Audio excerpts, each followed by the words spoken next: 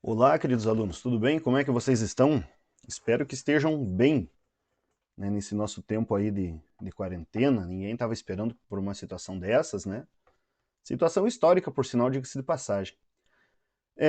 Muito bem, então nós vamos hoje continuar a aula sobre Egito, que eu tinha iniciado na semana passada. Eu quero fazer uma correção com vocês, alunos. Eu tinha falado assim que eu tinha me confundido com a data do provão.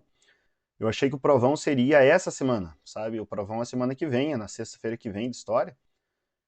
Então, nós vamos. Vai cair tudo sobre o Egito. Então, nessa aula eu termino o Egito, fazemos a correção aqui dessa atividade que tem, daí terminamos o Egito, e daí cai tudo sobre Mesopotâmia e Egito que a gente viu, né? Então, nós tínhamos. Eu pedi para vocês resolverem essa questão aqui, que diz assim: sobre a civilização egípcia, faça o que se pede a seguir. Aí tem, letra A. Explique qual era o procedimento realizado pelos egípcios para que uma pessoa, após sua morte, conquistasse seu lugar na eternidade.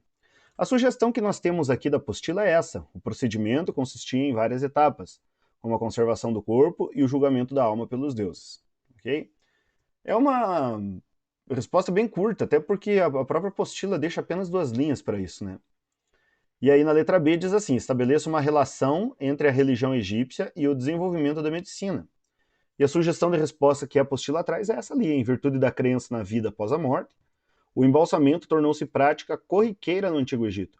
Isso possibilitou um contato maior com o corpo humano, contribuindo para ampliar os conhecimentos relativos à medicina. Então, essa é a resposta que nós temos nessas questões. Aí, se vocês tiverem alguma dúvida com relação a isso, se vocês quiserem pegar a ideia daqui, essa ideia que está sendo passada para vocês, dê um pause aí no vídeo, né, copie as respostas, ou se vocês quiserem,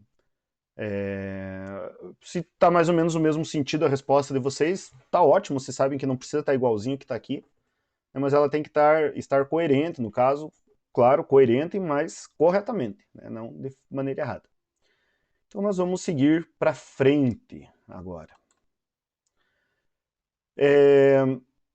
Muito bem, alunos. Então, nós tínhamos parado na última semana nessa parte aqui, né, falamos sobre a religião, né, o faraó Deus vivo, uma religião politeísta, antroposomórfica, que eles cultuavam figuras humanas e animais, e também tinha a questão da crença na vida após a morte.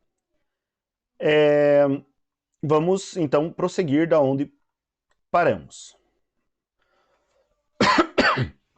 Desculpe a tosse. Olha, então diz assim, gente, aqui nós temos esse daqui é um papiro que apresenta a cena do julgamento de Osíris, na qual o coração do morto era pesado em uma balança.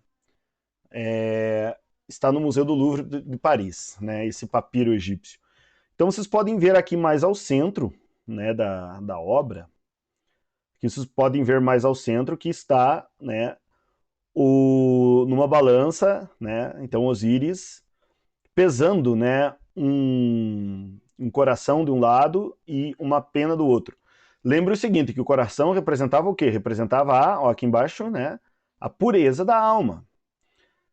Então, não era que era o coração físico que era pesado, não, mas as intenções do coração, a pureza da alma que era pesado nessa balança. Se o coração fosse mais leve do que a pena, era aí que a pessoa ganhava a chance de uma ressurreição propriamente dela, poder viver após esse julgamento. Então esse julgamento era um julgamento meio que decisivo. E aí, se acaso, né, a pessoa não tivesse, né, não fosse absolvida no julgamento de Osíris, né, então o coração iria ser devorado por esse animal que está ali, que tem uma traseira de hipopótamo, uma cabeça de crocodilo e uma frente de tronco de um leopardo, né, um animal mitológico aí do Egito Antigo. Vamos seguir adiante. Sobre a questão da cultura, a cultura egípcia, então, gente, nós vamos ter aqui alguns fatos bem importantes da questão da cultura egípcia, como as grandes construções, que nos colocam aqui, né? Então nós vamos ter realmente aquilo que a gente tem de coisas grandes da antiguidade, o povo mais antigo que deixou para nós foram os egípcios. Claro, os mesopotâmicos deixaram alguns igurates, né? Mas aqui nós temos as pirâmides, né? Essa pirâmide aqui que aparece na obra, gente, essa daqui é a famosa pirâmide de Quéops, que é a maior de todas as pirâmides. Então essa pirâmide aqui ela tem alguns dados que são extremamente interessantes, né? Por exemplo, vocês estão vendo que aqui no topo da pirâmide tem uma cobertura como se fosse uma argamassa. Essa argamassa ela recobria toda a pirâmide. Mas claro, como essa pirâmide aí ela já tem mais de 4.000 anos, as tempestades de areia que dá naquela região, o que ela fez? Ela acabou corroendo tudo isso aqui, né? Essa pirâmide ela contém várias salas falsas, né? Porque em uma sala da pirâmide ficava o tesouro do faraó, uma parte do tesouro do faraó, porque eles achavam que se eles voltassem do mundo dos mortos, eles podiam ter um pouco desse tesouro para eles gastarem. Outra coisa que é curioso da questão aqui, gente, é o seguinte, né? Essa pirâmide ela levou mais ou menos em torno de 20 anos para ser construída. Ela ocupa uma área de base aqui, gente. A base dessa pirâmide no solo é de 5,5 hectares, ou seja, é algo gigantesco. Ela tem quase 150 metros de altura, né? Então aí,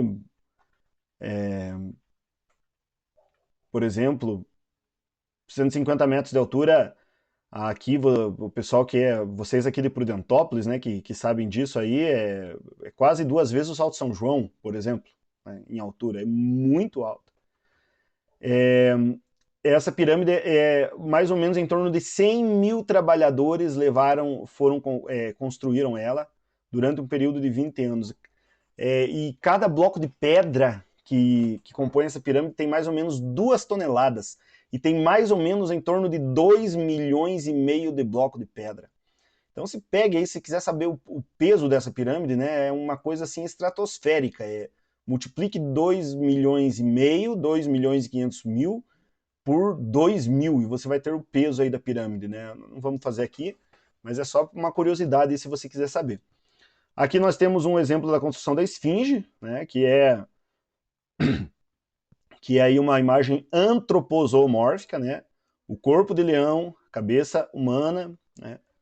Então, os egípcios se caracterizaram por essas grandes construções. Claro, meus caros alunos, que pirâmides grandes no Egito são 3, a maioria delas são todas pequenas. Então, não são pirâmides grandes, são essas 3 aqui. Aliás, isso aqui, as pirâmides que acabaram gerando para nós uma expressão chamada obra faraônica. O que é obra faraônica? É um negócio muito grande, mas que não tem serventia, basicamente, porque isso aqui servia para quê? Toda essa construção servia para colocar o corpo de uma pessoa. Ok? Então, e um pouquinho dos tesouros dele, né? Os egípcios eles tiveram muito avanço, caros alunos, na questão da área da medicina também. Por quê? Principalmente por causa da questão que eles lidavam com a mumificação dos corpos. Então eles, por mumificarem os corpos, tal, por eles mexerem nos corpos, eles acabavam conhecendo, né? Eles abriam, quando tinha o processo de mumificação, eles acabavam abrindo o cadáver, eles tiravam todos os órgãos internos da pessoa, né? Alguns órgãos eram separados à parte, né? Como o coração e os rins, né? Os rins é interessante porque os rins na antiguidade ele tinha o papel que hoje nós sabemos que é do cérebro. Então os rins era a sede do pensamento. Olha que coisa curiosa, né? Não é pra gente julgar esse povo também, né? Porque hoje tem muita gente que acha que o coração ainda é a sede das emoções e a gente sabe que não é, né? Tudo está no cérebro, né? E não propriamente em outros órgãos. A parte das emoções, a parte do pensamento, a gente sabe que tudo isso faz parte do cérebro. E também, né, além das técnicas de medicina que eles desenvolveram, por causa da mumificação, tem técnicas de irrigação. Isso aqui era do cotidiano deles, né? Então eles construíam, tinham canais de irrigação, tinham tanques que eles faziam, esses tanques eles pegavam a água do tempo das cheias que dava no Alto Nilo, né? Então eles tinham uma reserva de água por mais tempo através desses tanques, servia claro, para eles puxar a água do rio até as plantações, mas puxar também para os animais, puxar mesmo para eles, né, beberem, enfim. É aquilo que eu falei na aula da semana passada, né? Aquela frase do Heródoto: o Egito é uma dádiva do Nilo. É uma dádiva do Nilo? Sim, mas é uma dádiva também da criatividade do povo egípcio. Outra coisa muito importante, gente, que veio por meio dos egípcios foi o que, gente? Foi a questão da escrita, gente, ok? Então tinha uma classe na antiguidade que eram chamados escribas, e esse termo escriba vem por causa da escrita. Eles eram servidores do Estado, eles estavam numa classe mais privilegiada, eles faziam parte de uma classe rica no Egito, e eles registravam todos os dados, conforme diz ali, referentes à economia, à política, à religião e à medicina, ok? Principalmente faziam o papel vamos dizer assim, daqueles que cobravam os impostos, aqueles que cuidavam da parte dos impostos, vamos dizer assim, da contabilidade, da administração, aqueles que pegavam os discursos dos sacerdotes do Antigo Egito. Enfim, era tudo escrito por eles, né? Uma coisa muito interessante, gente, que tem sobre a questão dos Egitos, né, dos egípcios, é sobre a questão que eles criaram uma nova forma de escrever, propriamente. Então aqui nós temos do lado esquerdo aqui da tela, nós temos esse tablete de argila, que era como os mesopotâmicos escreviam. Então você imagina, era um tablete de argila largo, você tinha que escrever enquanto ele estivesse úmido, ele era pesado, ocupava bastante espaço, ok? E os egípcios inovaram isso, gente. Os egípcios, a gente pode dizer assim, que eles criaram o papel, né? Eles chamavam de papiro, né? O que é o papiro? O papiro, ele é uma vegetação que dava nas margens do rio Nilo. Então eles pegavam desses papiros antigos e eles faziam ali propriamente dessa vegetação, eles usavam ela, após ela ressecar um pouquinho, eles usavam, ela ficava mais ou menos dessa tonalidade aqui, como vocês estão vendo, e eles usavam isso aqui para fazer os escritos dele, ou seja, numa mesma folha extremamente fina, né, contra uma folha extremamente grossa, ou seja, os registros, os registros em papiro, eles ocupavam bem menos espaço, né? Então você poderia ter muito mais informação ocupando menos espaço, coisa que os mesopotâmicos não puderam ter, ok? Por causa da questão dos tabletes de argila. Então esse é um legado cultural dos egípcios para nós. E as invasões que tiveram no Egito, né, por meio dos Ixos, dos assírios, dos persas, dos macedônios, né? Os Ixos ainda no segundo milênio antes de Cristo. Os assírios, mais ou menos pelo ano 1200 a.C. Os persas lá nos séculos 6, 7 a.C. 6, desculpe. Os macedônios vêm logo depois com Alexandre Magno, que conquista uma grande parte. Depois os romanos, na época da República Romana, depois na época do Império Romano. Os árabes, aqui nós já vamos para depois de Cristo, lá pelos anos, a partir do século 7. Os turcos, a partir já do final do período medieval, início do período da Idade Moderna. Os ingleses tentam também conquistar o Egito no período do neocolonialismo, e veja que essa parte, desde os egípcios antigos até hoje, né, vários povos tentaram ao longo da história conquistar essa região. Mas o que predominou a partir do século XVI foi a cultura árabe, que prevaleceu no Egito, ok? Mesmo que os árabes aqui eles já tivessem dominado essa região aqui com relação à religião, bem antes, né? Mas aí com a invasão turca também, então a cultura árabe ela prevalece no Egito até os dias de hoje.